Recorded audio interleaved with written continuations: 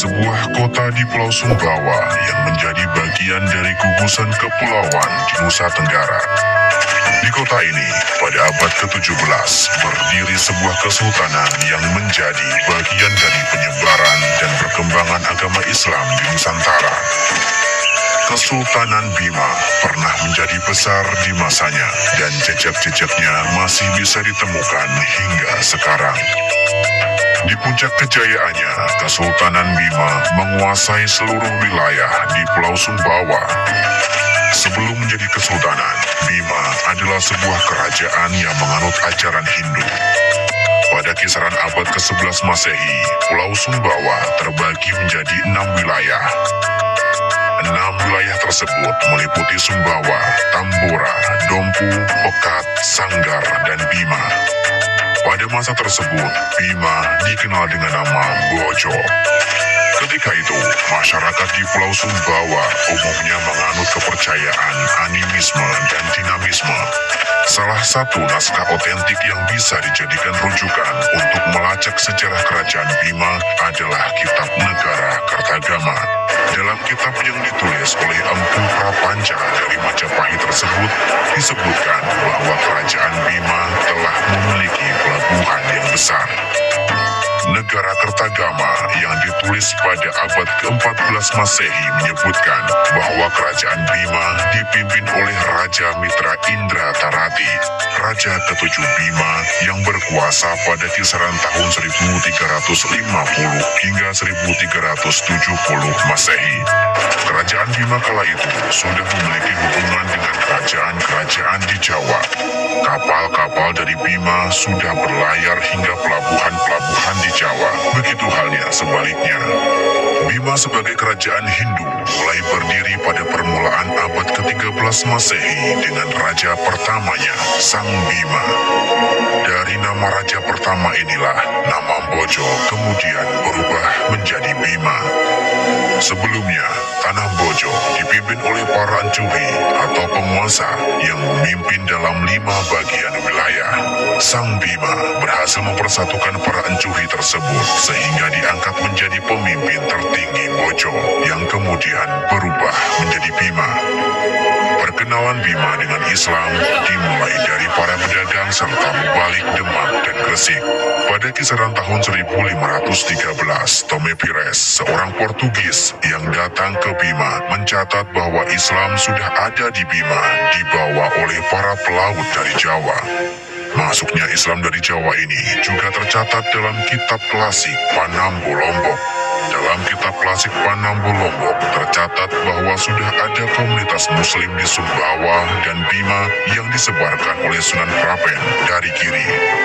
Dari abad ke-15 hingga ke-16, Islam telah menyebar ke sebagian besar Nusantara. Sementara itu, nun jauh di sebelah lautan utara Bima, Goa telah berhasil menjadi kesultanan yang berpengaruh di bawah kepemimpinan Sultan Alauddin. Pemimpin Goa yang terdorong menyebarkan agama Islam di Nusantara kemudian mengutus khatib tunggal untuk berdakwah di Bima. Kedatangan khatib tunggal ke Bima disambut dengan baik. Pelan-pelan, masyarakat Bima mulai mengalami konversi spiritual ke agama Islam. Meskipun mulai mengalami perkembangan yang cukup baik di kalangan masyarakat, namun kalangan bangsawan dan istana masih belum menerima kehadiran agama Islam. Hingga suatu ketika, terjadilah konflik perebutan kekuasaan di Istana Bima yang dilakukan oleh Salisi, adik dari mendiang Raja Bima. Perebutan kekuasaan itu mengakibatkan meninggalnya putra mahkota, Ruma Mambora. Sedangkan adik putra mahkota yang bernama Lakai melarikan diri ke Kesultanan Guatalo. Selama tinggal di Guatalo, Lakai mendalami agama Islam dan mengubah namanya menjadi Abdul Kahir. Selang beberapa tahun kemudian, Lakai yang sudah berganti nama Abdul Kahir memutuskan kembali ke Bima. Dengan bantuan pasukan dari Sultan Alauddin, Abdul Kahir akan merebut kembali tahta kerajaan Bima. Selama tinggal di Goa, Lakai mendalami agama Islam dari para ulama. Lakai yang kemudian mengubah namanya menjadi Abdul Kahir menikah dengan adik dari permaisuri Sultan Alauddin. Pernikahan ini akan mempererat hubungan antara Kesultanan Goa dengan Bima. Setelah hampir 20 tahun tinggal di Goa, Abdul Qahir memutuskan kembali ke Bima. Sultan Alauddin memberikan bantuan pasukan yang mencukupi untuk merebut kembali tahta Bima. Salisi yang bergelar Ruma Mantawasi Peka segera mempersiapkan pasukannya mendengar kedatangan keponakannya dari Gua Talo. Kerajaan Bima pun dilanda peperangan. Sebagian rakyat Bima yang sudah memeluk Islam berpihak kepada Abdul Qahir yang merupakan pewaris sah tahta Bima. Peperangan tersebut berakhir dengan jatuhnya kekuasaan Salisi. Bima kemudian dipimpin oleh Lakai yang bergelar Sultan Abdul Qahir pertama. Tahun 1620, seiring naiknya Sultan Abdul Qahir pertama, maka Bima secara resmi menjadi kesultanan. Islam kemudian menjadi agama resmi negara. Pada masa-masa awal berdirinya, Kesultanan Bima merupakan fasal dari Kesultanan Gua Talo. Sebagai kerajaan yang berlandaskan agama Islam, maka Sultan Abdul Qahir membangun beberapa masjid. Masjid-masjid ini berfungsi sebagai pusat-pusat pembelajaran agama Islam. Upaya penyebaran Islam di Bima yang dilakukan oleh Sultan Abdul Qahir mulai menampakkan hasilnya. Lalu tapi pasti, seluruh Bima dan Sumbawa berhasil memeluk agama Islam. Selama berkuasa, Sultan Abdul Qahir pertama melaksanakan ajaran Islam dalam penyelenggaraan pemerintahan di Bima. Beliau mengucapkan sumpah parabi yang berisi sikap untuk menjalankan ajaran agama Islam, siap berkorban demi agama, rakyat, dan negerinya. Tahun 1640 Masehi, setelah 20 tahun memimpin Bima, Sultan Abdul Qahir tutup usia. Tahta Kesultanan Bima kemudian dilanjutkan oleh putra mahkota dengan gelar Sultan Abdul Qair Sirajuddin. Kebijakan penerapan hukum Islam semakin disempurnakan pada masa Sultan Abdul Qair Sirajuddin dengan membentuk lembaga yang beranggotakan para ulama. Sultan Abdul Qair Sirajuddin juga mewajibkan syarat-syarat yang sesuai dengan ajaran Islam bagi para pejabat dan pegawai istana. Penyebaran agama Islam di Bima juga dilakukan dengan pendekatan kebudayaan. Salah satunya adalah upacara Hanta Uapua. Sultan Abdul Qair Sirajuddin bersama para ulama menggunakan pendekatan kebudayaan dan kesenian agar masyarakat Bima lebih mudah dalam memahami serta menerima Islam. Kampung Ule, bagian pesisir Bima, disinilah untuk pertama kalinya upacara Gua Uapua diselenggarakan. Gua Uapua diselenggarakan sebagai penyambutan Maulid Nabi Muhammad. Sebagai pembawa ajaran Islam, Nabi Muhammad harus diperkenalkan kepada masyarakat Bima dengan cara yang mudah dipahami. Hanta Uapua diawali dengan rangkaian bunga yang di dalamnya terdapat kotak segi empat yang berisi 99 telur berwarna-warni. Jumlah telur ini melambangkan jumlah Asmaul Husna. Pada bagian tengahnya terdapat kitab suci Al-Quran. Puncak dari upacara Hanta Uapua adalah penyerahan kitab suci oleh ulama kepada Sultan Abdul Qair Sirajuddin. Penyerahan kitab suci ini sebagai simbol bahwa Sultan akan menyebarkan agama Islam dengan bantuan para ulama. Sultan Abdul Qair Sirajuddin kemudian menetapkan 3 hari besar yang harus dirayakan, yaitu Maulid Nabi Muhammad, Idul Fitri, dan Idul Adha. Penetapan ini dikenal sebagai Rawi Saramatolu Kalasambaa. Sementara itu, ketika Bima semakin memperkuat posisinya di Nusa Tenggara, situasi di Gua Talo semakin panas. Tahun 1660 Masehi, terjadi Perang Makassar yang melibatkan VOC dan sekutu VOC, yaitu Arum Palaka. Pada masa-masa Kesultanan Bima mulai memperkuat kedudukannya di Nusa Tenggara, situasi di perairan Gua Talo justru memanas. Dalam beberapa tahun pertempuran, armada Angkatan Laut Gua Talo tidak mampu mengimbangi kekuatan VOC dan sekutunya. Tahun 1667 Masehi, setelah VOC dan sekutunya berhasil mengepung istana kesultanan, pasukan Gorontalo pun menyerah. Pada bulan November tahun 1667, Sultan Hasanuddin terpaksa menandatangani perjanjian Bungaya di depan Gubernur VOC, Cornelis Spelman. Jatuhnya Gorontalo ke VOC membuat Kesultanan Bima menjadi negara yang independen, namun hubungan baik dengan Gorontalo terus berlanjut. Pada masa-masa tersebut, VOC telah berhasil mengendalikan perairan di wilayah barat Nusantara hingga ke perairan Sulawesi dan Maluku. Akibatnya, praktis perairan Nusa Tenggara mulai terisolir oleh VOC. Meski VOC selalu datang sebagai pedagang, tetapi sebenarnya mereka adalah penjajah. Kesultanan Bima pun mulai mengalami masalah, sebagaimana kesultanan lainnya di Nusantara. Setelah Perang Makassar, VOC mengirimkan utusannya ke Bima, meminta agar Sultan Abdul Qair Sirajuddin sebagai vasal Gorontalo mengikuti isi perjanjian Bungaya. Sultan Abdul Qair Sirajuddin dengan tegas menolak permintaan VOC. Dengan penolakan tersebut, maka ketegangan di perairan Nusa Tenggara meningkat. Namun hingga puluhan tahun berikutnya, VOC masih belum melakukan ekspedisi militer ke Bima dikarenakan pergolakan di Sulawesi dan Jawa. Tahun 1682, Sultan Abdul Qair Sirajuddin tutup usia. Kepemimpinan Kesultanan Bima kemudian dilanjutkan oleh Sultan Nuruddin Abu Bakar Ali Shah, menggantikan almarhum ayahnya, Sultan Abdul Qair Sirajuddin. Untuk pertama kalinya dalam sejarah Bima, Sultan Nuruddin membuat payung kebesaran kesultanan yang kemudian dikenal dengan nama Pacu Monca. Di masa tersebut, situasi politik di Nusantara semakin mencemaskan seiring jatuhnya Jawa ke tangan VOC. Mataram yang kalah secara militer dan politik harus menyerahkan kekuasaannya di sepanjang pantai utara kepada VOC. Namun, kekisruhan di Jawa tersebut memberikan keuntungan bagi Bima karena VOC harus menunda ekspedisi militernya ke Nusa Tenggara. Kesultanan Bima terus memperkuat perdagangannya, terutama dengan Makassar. Pelabuhan Bima ketika itu selalu ramai. VOC juga merupakan pihak yang terlibat dalam perdagangan di Bima. Seiring dominasi mereka atas Jawa, Sulawesi, dan Maluku, Sultan Nuruddin Abu Bakar Ali Shah tidak cukup lama memimpin Bima. Tahun 1687, beliau tutup usia. Tahta Bima dilanjutkan oleh Sultan Jamaluddin, putra sulung almarhum Sultan Nuruddin. Ketika naik tahta, Sultan Jamaluddin baru berusia 14 tahun. Sejak kecil, Sultan Jamaluddin sudah mendengar dari para gurunya tentang kekejaman VOC di Nusantara. Sultan Jamaluddin kecil juga banyak mendengar tentang perjuangan para pahlawan di Nusantara melawan VOC. Hal itulah yang membuat Sultan Jamaluddin sangat membenci keberadaan VOC dan bertekad melawannya. Situasi politik di Nusa Tenggara mulai memanas seiring VOC yang mulai berusaha menerapkan monopoli perdagangan. Kesultanan Bima sebagai vasal Kesultanan Gorontalo seharusnya terikat dalam perjanjian Bungaya, terutama tentang monopoli perdagangan. Namun, sejak masa Sultan Abdul Qair Sirajuddin, Bima menolak tunduk kepada VOC.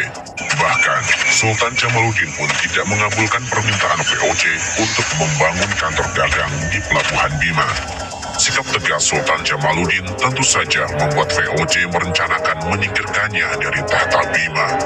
VOC pun menyusun strategi pendekatan terhadap para sultan di sekitar Bima. Masa-masa tersebut, VOC terbilang sukses menjalankan politik adu domba yang digagas oleh Cornelis Spelman. Politik adu domba ini berhasil menjatuhkan Maluku dan Sulawesi. Tahun 1691, Sultan Jamaluddin berkunjung ke Dompu. Sultan Dompu dan Sultan Jamaluddin masih ada ikatan kekerabatan dalam keluarga besar. Permaisuri Sultan Dompu tercatat merupakan bibi dari Sultan Jamaluddin, sehingga kekerabatan antara Bima dan Dompu sangat dekat. Dalam masa kunjungan tersebut, tragedi pembunuhan menimpa permaisuri Sultan Dompu.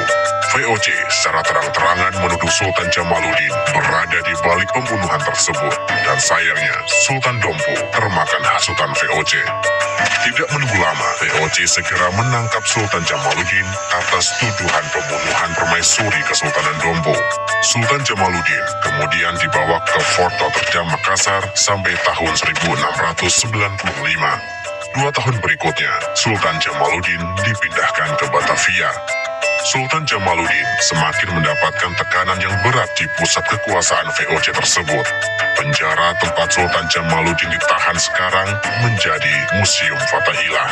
Hanya berselang setahun setelah dipindahkan ke Batavia, Sultan Jamaluddin wafat. Tekanan dan perlakuan yang buruk membuat Sultan Jamaluddin tidak mampu bertahan. Kabar tentang wafatnya Sultan Jamaluddin sengaja disembunyikan oleh VOC agar tidak memicu kemarahan rakyat Bima. Tahun 1699, VOC berhasil membangun kantor dagang dan loji di Bima yang masih dalam kekosongan kekuasaan.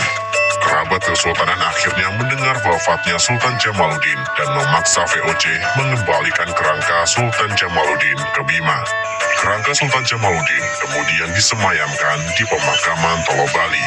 Sultan Hasanuddin, putra pertama almarhum Sultan Jamaluddin, naik tahta, melanjutkan kepemimpinan di Bima pada tahun 1699.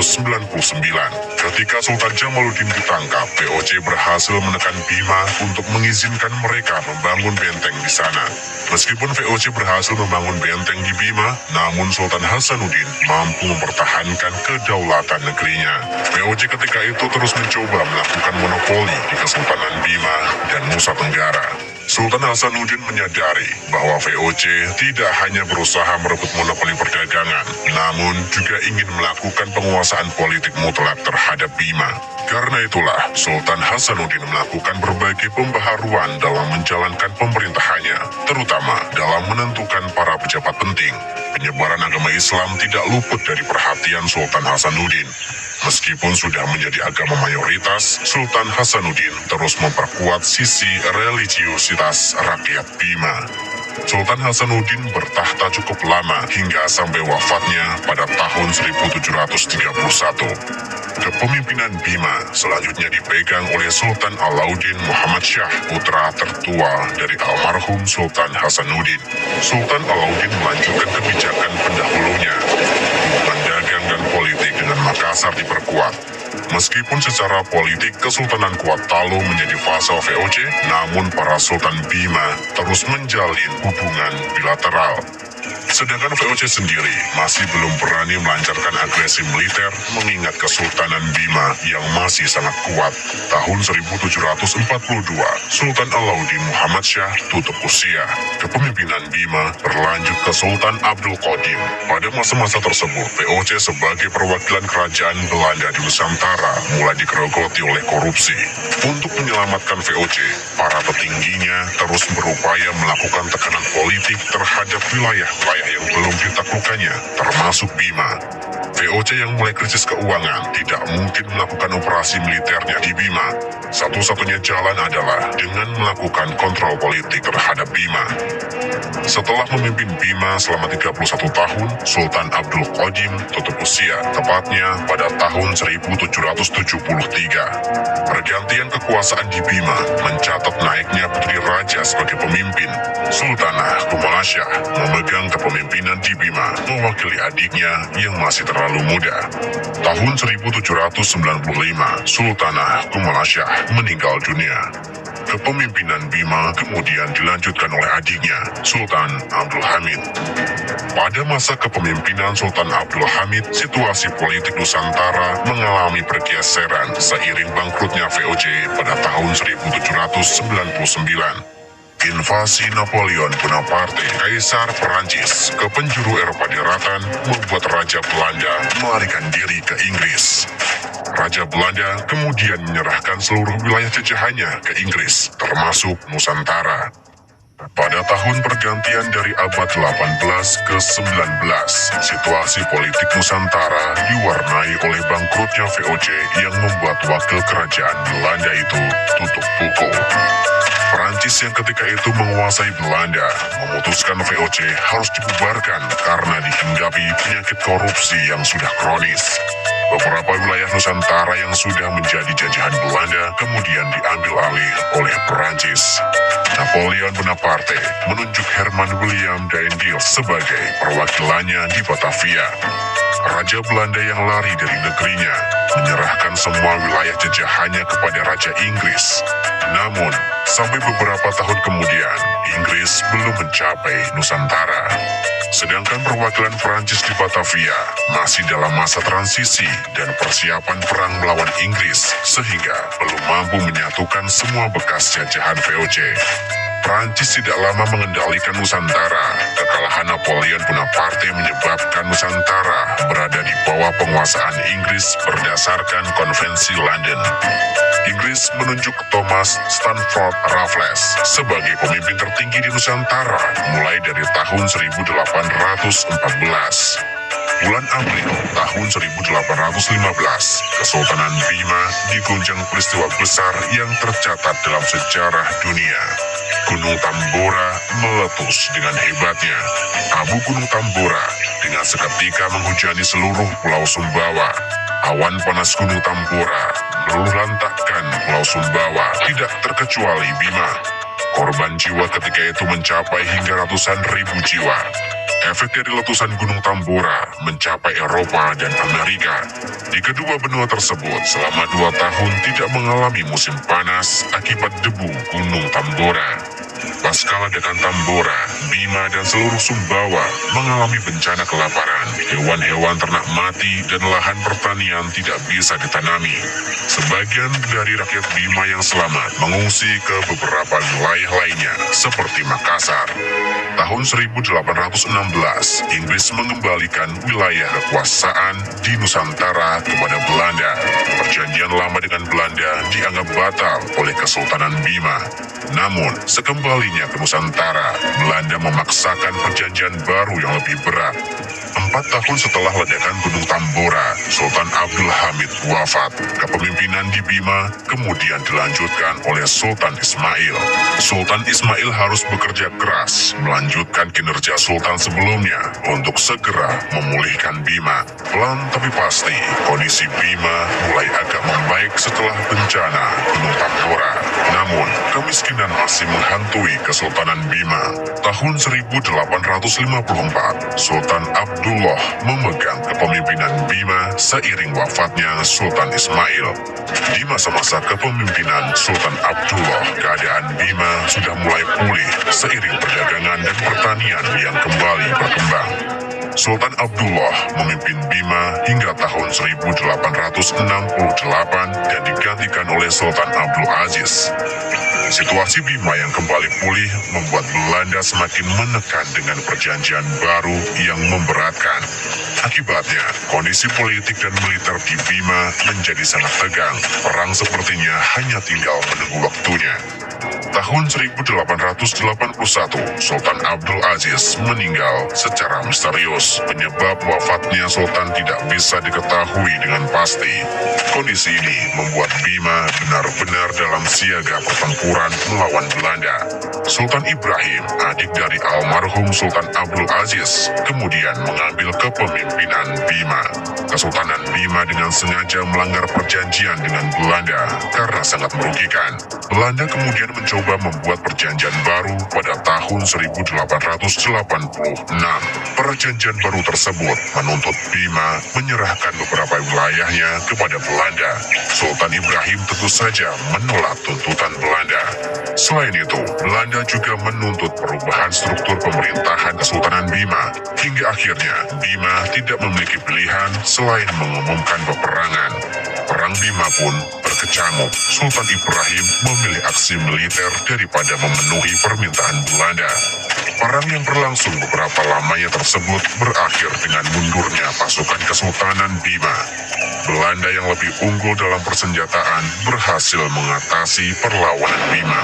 Sultan Ibrahim pun terpaksa menyetujui perjanjian yang diusulkan Belanda. Kesultanan Bima secara penuh menjadi taklukan Belanda. Tahun 1915, Sultan Ibrahim tutup usia. Kesultanan Bima selanjutnya dipimpin oleh Sultan Muhammad Salahuddin.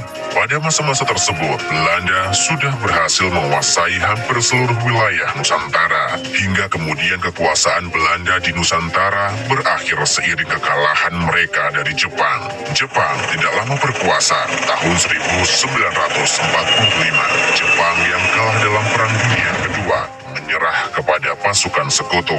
Tersingkirnya Jepang kemudian dimanfaatkan oleh para pemimpin bangsa untuk memproklamasikan kemerdekaan. Sebuah negara baru berdiri dengan nama Republik Indonesia.